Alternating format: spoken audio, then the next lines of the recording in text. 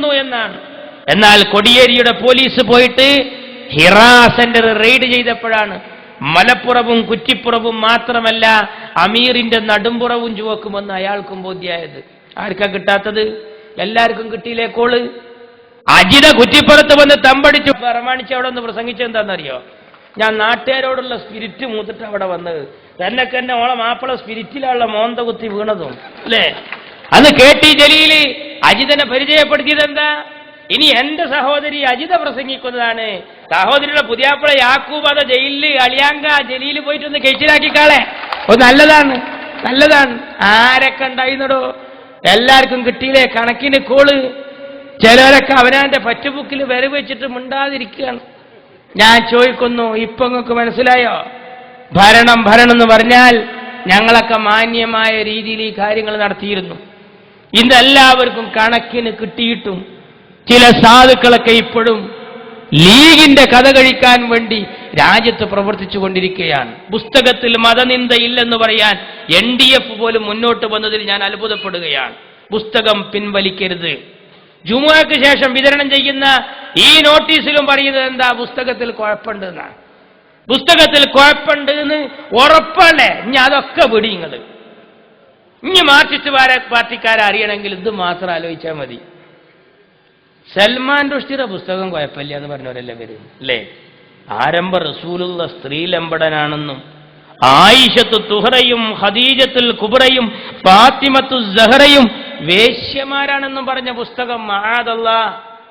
Zamzam വെള്ളം ചീഞ്ചലം എന്ന് പറഞ്ഞ പുസ്തകം, കഅബാലയം വേശ്യാലയം എന്ന് പറഞ്ഞ പുസ്തകം, ആ പുസ്തകത്തിലും കുഴപ്പമില്ല എന്ന് പറഞ്ഞ ആളാ TK ഹംസാക്ക.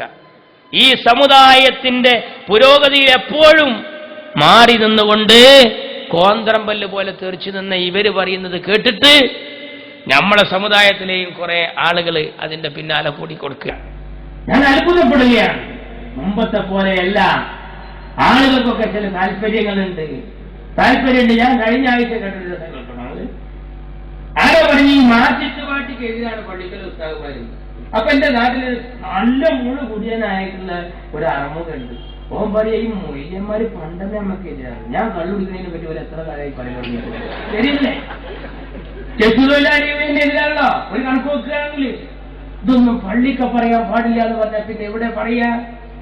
ആലിമികൾ അവരുടെ ഡ്യൂട്ടി നിർവഹിക്കും. വഴിയിൽ വെച്ച് ഞങ്ങളെ ഇട്ടേച്ചു പോയ പല ആളുകൾക്കും എന്താ കിട്ടാൻ പോകുന്നത്? ഇവരൊക്കെ എന്തിനു വേണ്ടിയാണ് ഈ രാജ്യത്ത് പ്രവർത്തിക്കുന്നത്? വളരെ ഗൗരവത്തിൽ ആലോചിക്കേണ്ട വിഷയമാണ്. മാർക്സിസ്റ്റ് പാർട്ടിയാണ്ട് വന്ന് അവരുടെ ചേലും കോലും നടപ്പിലാക്കിയ മണ്ണ്, ഇമാം ബുഖാരിയുടെ മണ്ണ് കൊളാക്കിയവരവര്. ആ മാർക്സിസ്റ്റ് പാർട്ടി ഇതാ ഭരണത്തിന്റെ തണലിൽ ചെയ്തുകൊണ്ടിരിക്കുന്ന അതാണ്. തർക്കിച്ച് കണ്ടെത്തണത്രേ, തർക്കിച്ച് കണ്ടെത്തുക. മതം ഇതൊക്കെ തർക്കിച്ച് കണ്ടെത്തിയ കുട്ടി. യുറീക്കയുടെ ഒരു പുസ്തകത്തിൽ പറയുന്നുണ്ട് അധ്യാപകൻ, ഈ ആപ്പിളിന് 5 രൂപ. അപ്പോൾ എനിക്കെത്ര വയസ്സായി? അതെന്താ വയസ്സും വിലയും രണ്ടും രണ്ടാന്ന് ഇങ്ങനെ വളഞ്ഞു തിരിഞ്ഞ് പറയണോ? വിമർശനാത്മക ബോധന രീതി എന്നാണ് ഇതിന്റെ പേര്. ഏതൊരു സ്കൂളിൽ മാഷ് എടീറ്റെന്ന് ചോദിച്ചത്രേ, ഈ ആപ്പിളിന് 5 രൂപ, അപ്പൊ എനിക്കെത്ര വയസ്സായി? കുട്ടികൾ പറഞ്ഞു, നിങ്ങൾക്ക് കണക്ക് പ്രകാരം 40ആയി. അതെങ്ങനെ തീരുമാനിച്ചു ചോദിച്ചു. എന്റെ നാട്ടില് ഹാഫ് പിരിയായ ഒരു കുഞ്ഞാപ്പുണ്ട്, ഓനക്ക് 20ആണ്, നിങ്ങൾക്ക് ഫുള്ള് പിരിയാണ്, അതുകൊണ്ട് 40ആണ്. അതന്നെ ഞാൻ ചോദിക്കട്ടെ, ഇമാതിരി മക്കളും കൂടി ഇല്ലെങ്കിൽ നിങ്ങൾ എങ്ങനെയോ? എന്തൊക്കെ വിദ്യകളാണെന്നറിയങ്ങള്? ഞങ്ങളൊക്കെ ഉണ്ടല്ലേ, ഞങ്ങളെ ശരിക്കും മനസ്സിലാക്കാൻ വെച്ചിട്ടാ മാർക്സിസ്റ്റ് പാർട്ടി. ഞങ്ങൾക്ക് അള്ളാഹുവും അള്ളാഹുവിന്റെ പ്രവാചകനും എന്റെ അമ്മയും ബാപ്പിയൊക്കെ കഴിച്ചാൽ ഞങ്ങൾക്ക് മുത്തു മാണിക്കല്ല ശിഹാബ് തങ്ങൾ. ആ ശിഹാബ് തങ്ങൾ നേരെ കൊഞ്ഞനം കുത്തി വന്ന ഈ ആൺകുട്ടികളുടെ മീശ അത് വെച്ചതല്ല, മുളച്ചതാന്ന് ഞങ്ങളത് തെളിയിക്കും. ഞങ്ങളെ സംബന്ധിച്ചിടത്തോളം ഞങ്ങൾക്കൊരു നിലപാടുണ്ട്. കണ്ടോ, ഞങ്ങൾക്ക് സ്ഥാനമാനൊന്നും പ്രശ്നമല്ല. ഞങ്ങളെ പഞ്ചായത്ത് പ്രസിഡന്റ് കുഞ്ഞാപ്പു കൽപ്പകഞ്ചേരി പറഞ്ഞു, പുല്ലുപോലെ ഞാനത് വലിച്ചെറിയുന്നു. എന്ത് സ്ഥാനമാനോടോ, ഞങ്ങളെ കണ്ട് പഠിക്കും. 35 പഞ്ചായത്തിൽ ഈ ബുക്ക് വേണ്ട എന്ന് പറഞ്ഞ ലീഗിന് അഭിവാദ്യങ്ങൾ ക്രിസ്തീയ പാതിരിമാരാ പറയുന്നത്. കണ്ടോ, പഞ്ചായത്ത് പ്രസിഡന്റുമാർ ഞങ്ങൾ ഈ പഞ്ചായത്തിൽ ഈ ബുക്ക് പഠിപ്പിക്കൂല എന്നാണ് പറഞ്ഞു. അതല്ലേ? അപ്പൊ പറയാ പാലോളി, ഞാൻ തദ്ദേശ സ്വയംഭരണ വകുപ്പ് മന്ത്രിയായ ഇമാമാണ്, എന്നാലോ പഞ്ചായത്ത് പ്രസിഡന്റുമാർ മഅ്മൂമീങ്ങളാണ്. മഅ്മൂമീങ്ങൾ ഇമാമിനെ മുൻകടക്കാൻ പാടില്ല, ഗവൺമെന്റ് തീരുമാനിക്കാത്തത് പറയരുത്. അങ്ങനെയാണെങ്കിൽ ഞാൻ 2 പ്രസിഡന്റുമാരെ കാണിച്ചു തരാം നിങ്ങൾക്ക്. തിരുവനന്തപുരം കാരക്കുളം പഞ്ചായത്തിന്റെ പ്രസിഡന്റ് ഒരു ബുക്ക് തന്നെ അടിച്ചിറക്കി, ഗവൺമെന്റിന്റെ നിർദ്ദേശം ഇല്ലാതെ. അയാളെ കയ്യാമം വെക്കുവോ? എന്നാ കുഞ്ഞാപ്പു പിന്നാലെ വരും. എടയൂർ പഞ്ചായത്ത് പ്രസിഡന്റ് CP ഹംസ വരും. കാലടി പഞ്ചായത്ത് പ്രസിഡന്റ് ലൈല വരും. ഞങ്ങളെ ചുണക്കുട്ടികൾ ധൈര്യമായിട്ട് അങ്ങ് നിന്നോടുത്തു. കണ്ടോ? അങ്ങനെ ഓരോരുത്തരും ഓരോ പുസ്തകം അടിച്ചടിക്കാൻ കിടക്കുകയാണെങ്കിൽ ഞാനും 1.5 മാസം കുറ്റിപ്പുറം പഞ്ചായത്തിന്റെ പ്രസിഡന്റായി.